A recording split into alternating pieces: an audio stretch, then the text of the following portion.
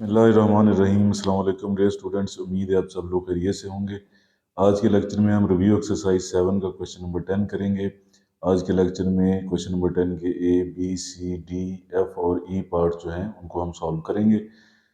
इस क्वेश्चन में हमें different forms of equation of line जो है वो फाइंड आउट करनी है। तो आज के लेक्चर का आगाज़ करते हैं। क्वेश्चन नंबर 10 की स्टेटमेंट है, for a line with a gradient of -3।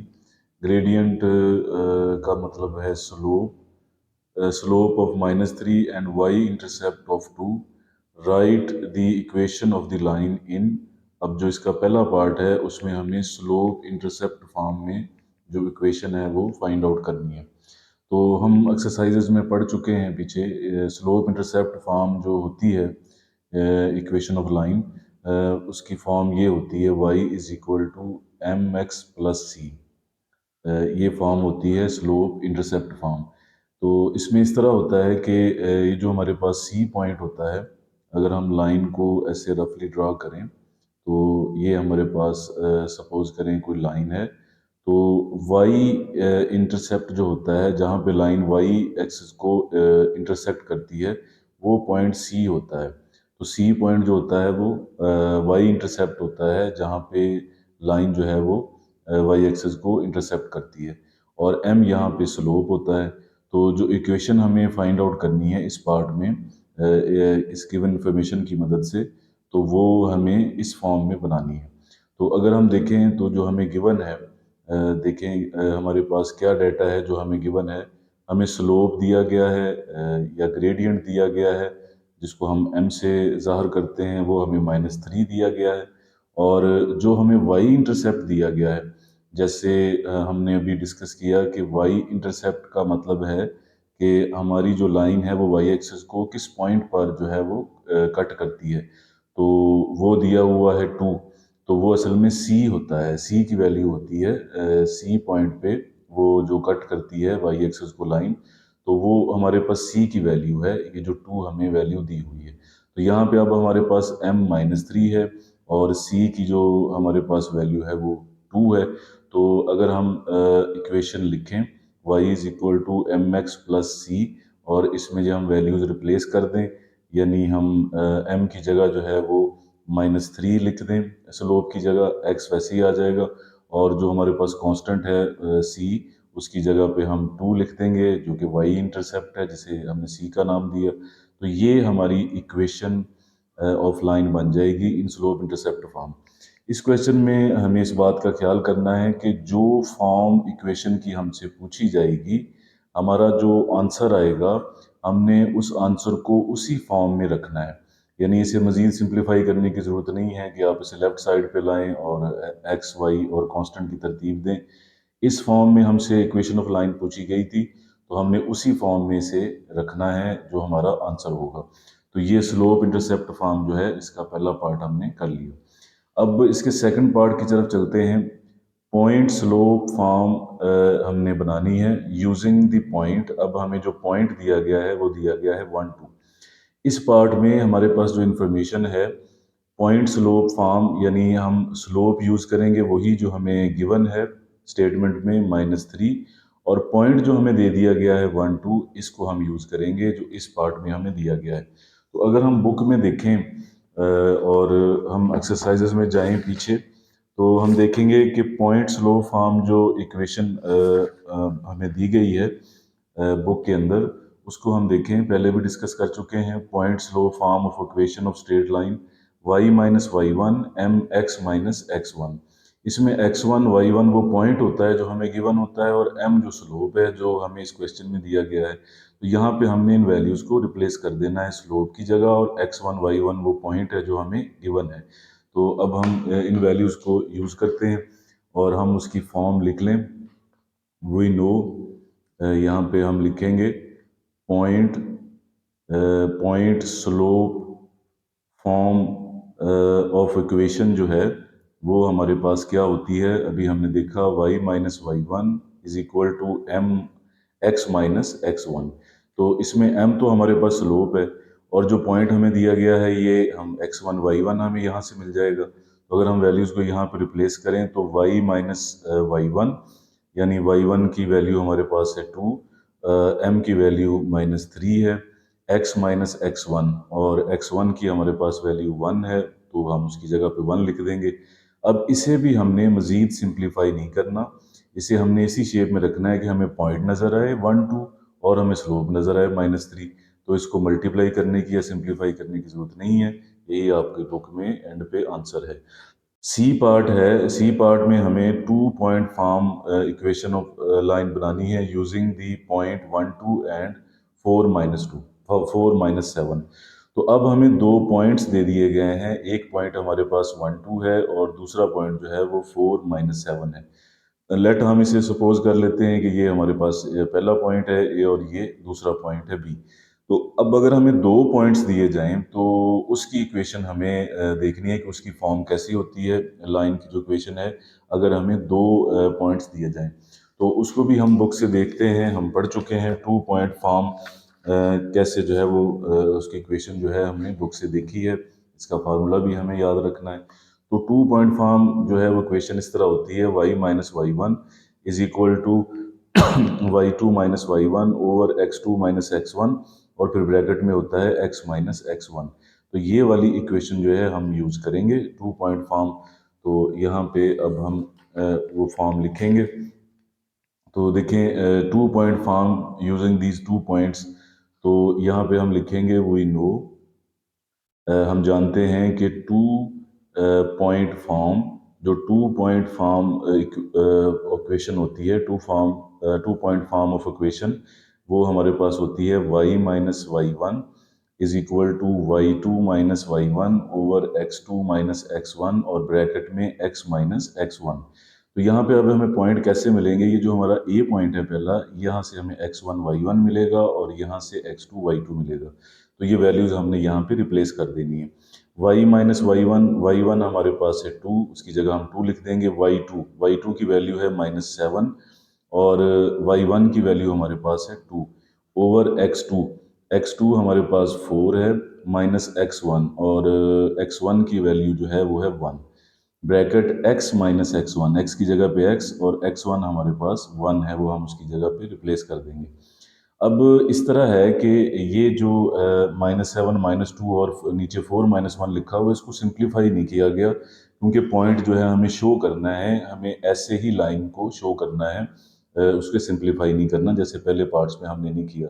तो इसमें फिर हम क्या करेंगे, इसमें हम ये करेंगे कि ये वाला जो पार्ट है फ्रैक्शन का ऊपर वाला जो कि मल्टीप्लाई हो रहा है ऊपर, तो अगर हम इसे लेफ्ट साइड पे ले आए तो इधर आके ये डिवाइड हो जाएगा, y -2 वैसे लिखा जाएगा और ये इस साइड पे आके डिवाइड हो जाएगा, ऐसे ही हम इसे लिख देंगे, सिंप्लीफाई नहीं करेंगे।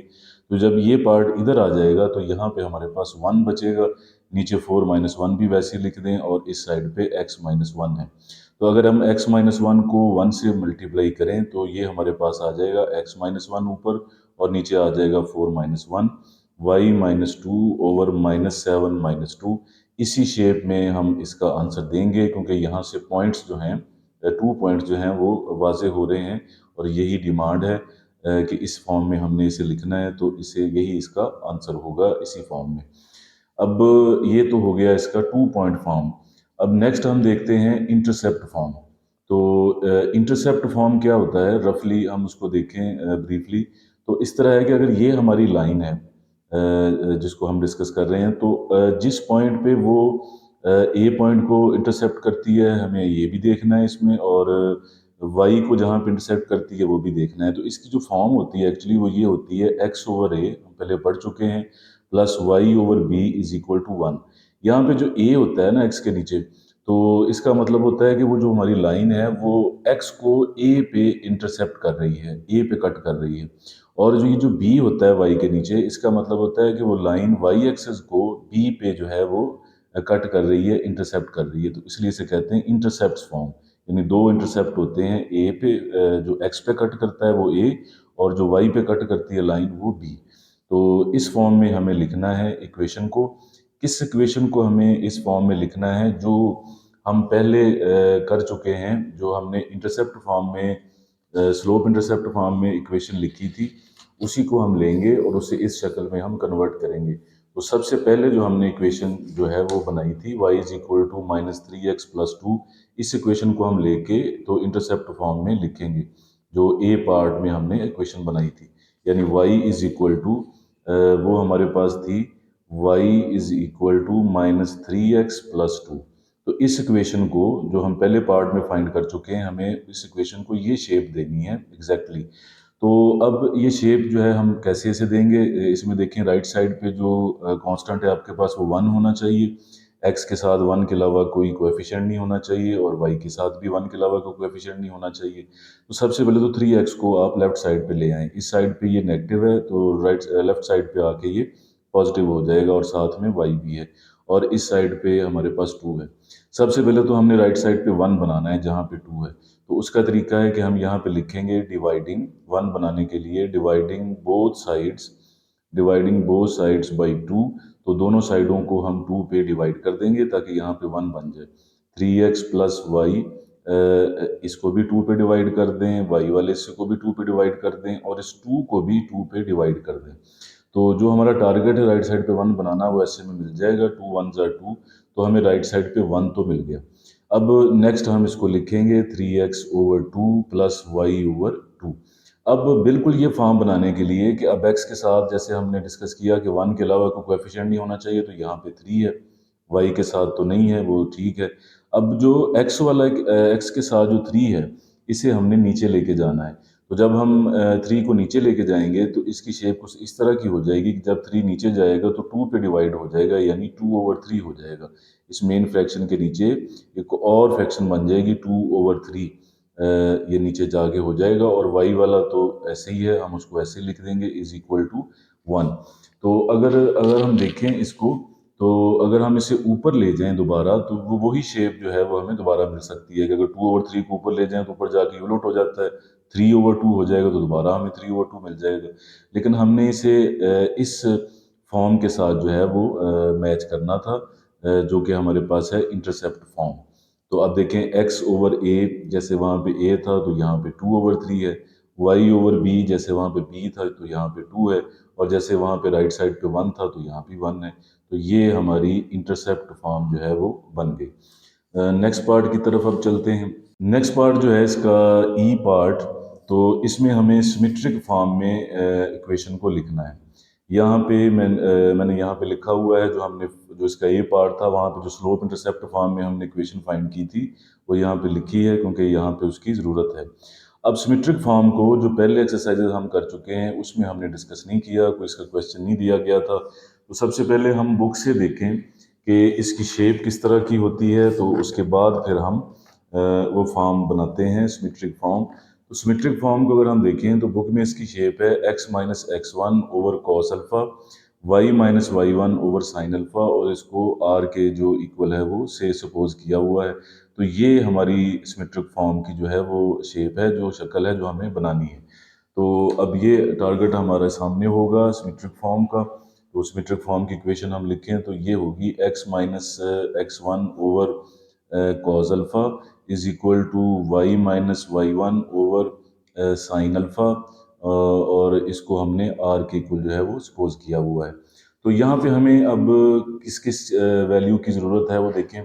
एक तो हमें x1 y1 पॉइंट की ज़रूरत है जिसमें से ये लाइन पास करती है, x1 y1 हमें पॉइंट चाहिए।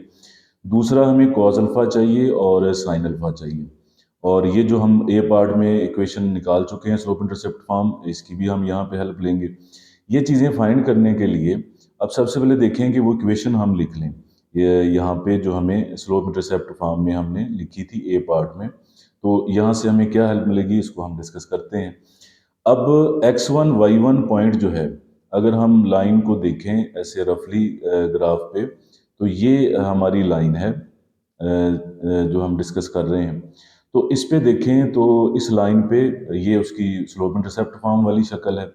इस लाइन पे बहुत सारे पॉइंट्स हैं, इन्फिनिट पॉइंट हैं इस लाइन पे। तो हमें उनमें से एक पॉइंट अगर मिल जाए, तो वो पॉइंट जो होगा वो हमारा x1 y1 का जो है वो काम करेगा। यहाँ पे x1 y1 जो है वो हम यहाँ पे यूज़ कर लेंगे। तो कोई भी हमें पॉइंट मिल जाए, कोई मखसूस पॉइंट नहीं है, कोई सिंपल सा पॉइंट जो है वो हमें मिल जाए। तो सिंपल पॉइंट ये है कि कोई भी x की वैल्यू पुट करें, उसके बदले में हमें y की एक वैल्यू मिलेगी।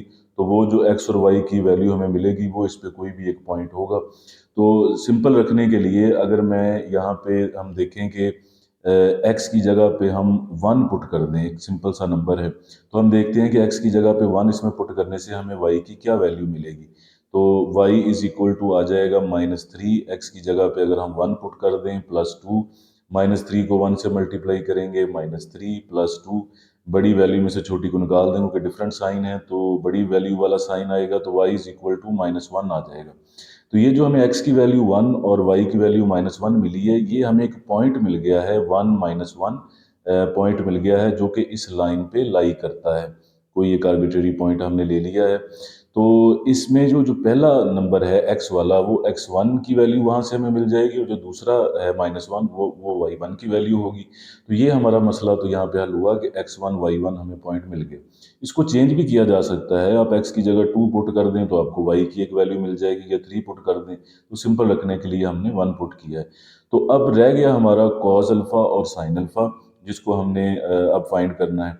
तो अब हमें क्वेश्चन नंबर 10 की स्टेटमेंट में दिया गया है कि जो हमें क्वेश्चन नंबर 10 की जो स्टेटमेंट थी, जो हम पार्ट कर रहे हैं उसके, उसमें हमें स्लोप दिया गया था, गिवन था हमें स्लोप, कि स्लोप जो है या ग्रेडियंट जो है वो हमें -3 दिया गया था। तो अगर हम देखें उसकी स्टेटमेंट को, तो स्टेटमेंट को अगर हम देखें तो वहाँ पे हमें ग्रेडियंट या स्लोप जो है वो -3 दिया हुआ है। तो इसका भी इस्तेमाल है। तो स्लोप जो है वो हमारे पास m के इक्वल होता है, या ग्रेडियंट। अब कॉज अल्फा और साइन अल्फा निकालने के बहुत से मेथड्स हैं। तो एक शॉर्टकट इसका फार्मूला है कॉज और साइन को निकालने का, मैं वो यहाँ पे लिख रहा हूँ।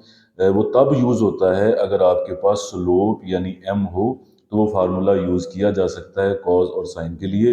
वो एक शॉर्टकट फार्मूला है, उससे इजीली आपको कॉज और साइन की वैल्यूज मिल जाएंगी। x1 y1 की वैल्यू हम पहले ही निकाल चुके हैं, तो ये हमारा कंप्लीट हो जाएगा सिमेट्रिक फॉर्म।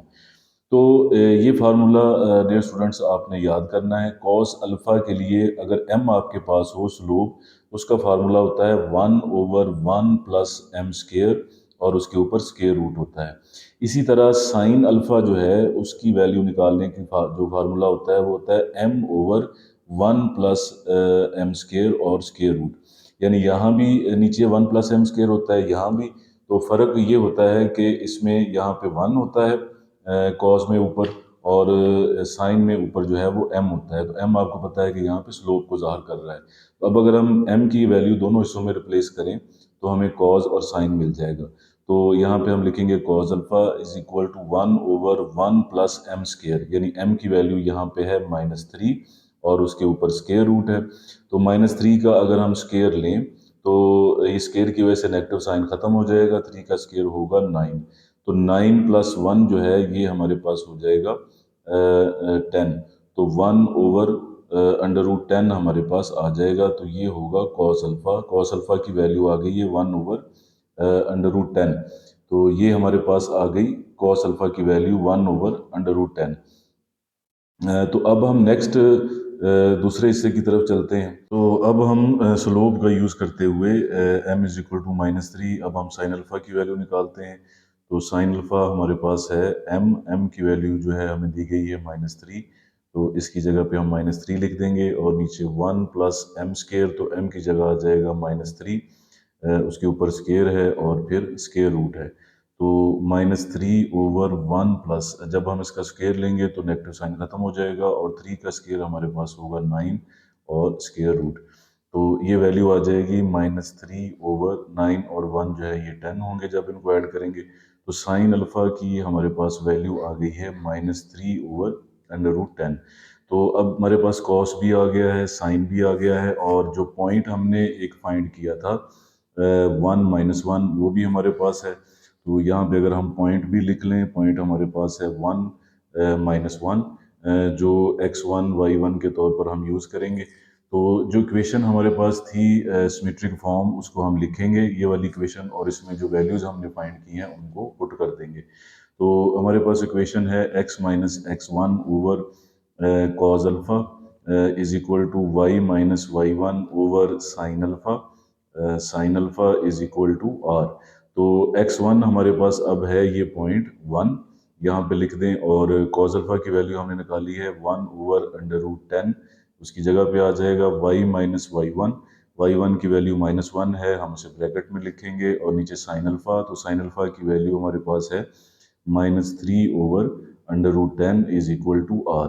तो यहाँ पे जो y के साथ वैल्यू है इसको हमने सिंप्लीफाई करना है, x minus 1/1/√10 is equal to, ये माइनस माइनस प्लस हो जाएगा y प्लस 1, और नीचे जो अब हमारे पास कॉस की जो वैल्यू है साइन की जो थी -3/√10, उसको हम वैसे लिख लेंगे, -3/√10 इज इक्वल टू आर। तो इन फ्रैक्शंस को ऊपर ले जाने की ज़रूरत नहीं है, जैसे हमने पहले पार्ट्स में किया है कि हम उसे इसी शक्ल में, इसी फॉर्म में लिखेंगे। तो अगर सिमेट्रिक फॉर्म को सम अप किया जाए तो इस तरह है कि सबसे पहले तो सिमेट्रिक फॉर्म जो है उसकी जो इक्वेशन है वो हमने याद करनी है, x minus x1 over cos alpha, y minus y1 over sine alpha is equal to R. तो जो ए पार्ट में हमें स्लोप इंटरसेप्ट फॉर्म दी गई थी उसको लेकर हम एक पॉइंट जो है वो फाइंड करेंगे। इस लाइन के ऊपर बहुत सारे पॉइंट हैं, तो उनमें से एक पॉइंट हम इस तरह फाइंड कर सकते हैं कि x की जगह पे 1 पुट कर दें, इसमें कोई और नंबर भी पुट किया जा सकता है। तो x की 1 वैल्यू के बदले हमें y की -1 वैल्यू मिलेगी, तो हमें ये पॉइंट मिल जाएगा 1 - 1, जो हमारा x1 y1 के तौर पे काम करेगा। तो अब स्लोप जो गिवन है हमें वो -3 है। तो जैसे डिस्कस किया कि कॉज और साइन को फाइंड करने के और मेथड्स भी हैं, लेकिन अगर आपके पास स्लोप है तो आप उसकी हेल्प से, एक शॉर्ट फार्मूला है, इसको याद करें, तो यहाँ से हमें कॉज और साइन मिल सकते हैं। यहाँ पे m की वैल्यू रिप्लेस करें कॉज में भी और साइन में भी, उसको सिंप्लीफाई करें तो आपके पास कॉज और साइन की वैल्यूज आ जाएंगी। कॉज और साइन की वैल्यू और जो हमने पॉइंट फाइंड किया था 1 - 1, अब वो हमने इसकी फॉर्म लिख के उसमें पुट कर देना है, और उसमें पुट करके उसको सिंप्लीफाई करके, तो ये हमारा आंसर जो है वो फाइनल आ जाएगा। तो ये तो इसकी सिमेट्रिक फॉर्म थी। अब नेक्स्ट पार्ट की तरफ चलते हैं। नेक्स्ट पार्ट इसका एफ पार्ट है, जिसमें हमें इक्वेशन को नॉर्मल फॉर्म में लिखना है। तो फर्स्ट पार्ट में जो स्लोप इंटरसेप्ट फॉर्म में हमने इक्वेशन लिखी थी उसको हम लेकर उसे अब हम नॉर्मल फॉर्म में कन्वर्ट करेंगे। तो अगर हम नॉर्मल फॉर्म को देखें बुक में, नॉर्मल फॉर्म हम पहले कर चुके हैं एक्सरसाइज में, पिछली में। तो इसमें अगर हम देखें तो नॉर्मल फॉर्म जो हमारे पास होती है वो होती है x cos alpha plus Y sine alpha is equal to P. यहाँ पे p जो होता है ना, ये अगर हमारी लाइन है तो ये परपेंडिकुलर डिस्टेंस होता है from origin to that line जो हम डिस्कस कर रहे हैं। तो ये डिस्टेंस जो है p, ये हमेशा पॉजिटिव होना चाहिए। तो इस p को जो फाइंड करना है उसका भी यहाँ पे एक फार्मूला दिया हुआ है, उसको हम यूज करते हैं। p का फार्मूला है p is equal to -c/a² plus b², और साथ प्लस माइनस है। ये प्लस माइनस इसलिए दिया गया है कि p को पॉजिटिव रखने के लिए अगर हमें कभी माइनस की ज़रूरत है नीचे तो हम माइनस रखेंगे, अगर प्लस की ज़रूरत है तो प्लस रखेंगे। तो अब ये इन दोनों फार्मूलों को अब हम यूज़ करते हैं। नॉर्मल फॉर्म जो है जैसे अभी हमने देखा वो है x cos alpha plus Y sine alpha is equal to P. यहाँ पे हमें क्या चीज़ें रिक्वायर्ड हैं? सबसे पहले तो हमें डिस्टेंस जो है पी, ये वाला, ये फाइंड करना है। इसके अलावा हमें अल्फा एंगल चाहिए। तो ये बारी बारी हम चीज़ें फाइंड करते हैं। सबसे पहले जो पी है जिसका फार्मूला भी हमने देखा -c/a² plus b² under root. तो अब ये वैल्यूज ए बी सी की हमें कहाँ से मिलेंगी ये हमने देखना है। अब ये जो स्लोप इंटरसेप्ट फॉर्म वाली इक्वेशन है इसको हम लिखें y is equal to -3x plus 2, और इन सब टर्म्स को हम लेफ्ट साइड पे ले जाएं। 3x लेफ्ट साइड पे आके प्लस हो जाएगा, y ऑलरेडी इधर प्लस है, और 2 इधर आके माइनस हो जाएगा। इस इक्वेशन को जो हमारे पास अब आ गई है इसे हमने कंपेयर करना है, कंपेयरिंग विद जो जनरल इक्वेशन हमारी होती है टू वेरिएबल में लाइन की, A X plus B Y plus C is equal to 0, इसके साथ कंपेयर करना है ताकि हमें ए बी सी की वैल्यूज मिलें और उनको हम इस पी में यूज़ कर सकें। तो जैसे यहाँ पे x के साथ a है और यहाँ पे x के साथ 3 है, तो यहाँ पे हमारे पास a की वैल्यू आ जाएगी 3। तो इधर जैसे y के साथ b है तो इधर y के साथ 1 है कोएफिशिएंट, तो b की वैल्यू 1 आ जाएगी। इसी तरह यहाँ पे जो कांस्टेंट है c, तो उस साइड पे हमारे पास जो कांस्टेंट है इक्वेशन में वो -2 है, तो हम यहाँ पे -2 लिख देंगे। अब अगर हम ये वैल्यूज रिप्लेस करें इधर p में, तो -c की जो वैल्यू है वो भी माइनस है, ब्रैकेट में लिखेंगे -2 over a² plus b²। a हमारे पास जो है वो 3 है और जो b है वो 1 है, तो उनके हम स्केयर ले लें, और ऊपर अंडर रूट है, स्केयर रूट है, माइनस माइनस प्लस हो जाएगा 2, 3 का स्केयर हमारे पास 9 होगा और 1 का स्केयर 1 होगा। स्केयर रूट 9 और 1 हो जाएंगे 10, 2 ओवर अंडर रूट 10, और ये हमारे पास p की वैल्यू आ गई पॉजिटिव।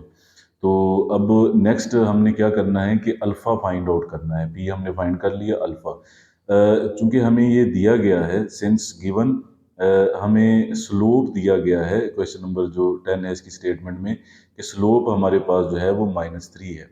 तो ये अगर हम देखें इस क्वेश्चन की स्टेटमेंट जो शुरू में हमने की थी, तो उसमें हमें जो स्लोप है वो दे दिया गया है। ये देखें हम, for a line with a gradient या स्लोप ऑफ -3। तो उस स्लोप का अब हम यूज़ करेंगे, उस स्लोप का यूज़ करके हम अल्फ़ा एंगल जो है वो फाइंड आउट करेंगे। तो m इज इक्वल टू -3 है हमारे पास। तो अब हम क्या करेंगे कि हमें पता है कि जो टेंजेंट अल्फ़ा होता है ये हमारे पास होता है स्लोप के इक्वल, यानी m के इक्वल। तो m हमें -3 दिया हुआ है, तो tan alpha is equal to -3, m की जगह पे आप -3 लिख दें। अब यहाँ से हमने इस एक्सप्रेशन से हमने अल्फ़ा निकालना है। tan दूसरी साइड पे जाके इन्वर्स हो जाएगा, tan इनवर्स -3। तो अब tan इनवर्स -3 अब हम कैलकुलेटर की मदद से शिफ्ट वाले फंक्शन का यूज़ करके tan इनवर्स या सेकंड फंक्शन से -3 जो है इसका tan इनवर्स निकालेंगे, तो ये हमारे पास आ जाएगा -71.56। तो राउंड ऑफ भी कर सकते हैं, अगर 5 को छोड़ें तो ये 7 हो जाएगा। आपकी बुक में 5-6 लिखा हुआ है, राउंड ऑफ भी कर लें तो वो गलत नहीं होगा, अप्रोक्सीमेटली उसके साथ लिख दें। तो अगर हम यही आंसर इसका लें जो कि है हमारे पास -71.56 डिग्री साथ लिख देंगे, ये हमारे पास अल्फ़ा आ गया है। अल्फ़ा भी अब हमारे पास है, वो p डिस्टेंस भी है। तो अगर हम अपनी नॉर्मल जो फॉर्म है उसे दोबारा लिखें जो हमारे पास थी, x cos alpha plus y sin alpha is equal to p। तो cos लिखेंगे और अल्फ़ा की जगह ये एंगल लिख देंगे -71.56 डिग्री, प्लस y लिखेंगे साइन, और अल्फ़ा की जगह ये एंगल लिख देंगे -71.56 degree is equal to p। तो p जो है ये हमने फाइंड किया है 2 ओवर अंडर रूट 10, तो इसकी जगह पे आ जाएगा 2 ओवर अंडर रूट 10। तो ये हमारे पास फॉर्म बन जाएगी नॉर्मल फॉर्म इस इक्वेशन की। तो अब इस तरह है स्टेट स्टूडेंट्स के कोशिश की गई है कि इस क्वेश्चन में जितना सिंपल रखा जाए चीज़ों को, ताकि 9th क्लास के लेवल के हिसाब से, आपकी बुक के लेवल के हिसाब से वो उसके साथ मैच करे, ताकि आपके लिए वो इजी रहे। तो इसके टॉपिक की डीप में नेक्स्ट क्लासेस में अगर ये टॉपिक चलता है तो तब हम डिस्कस करेंगे। तो फ़िलहाल के लिए इतना ही। अल्लाह ताला आपके लिए आसानियाँ अता फरमाए, अल्लाह ताला आपका हामी नासर हो। खुदा हाफिज़।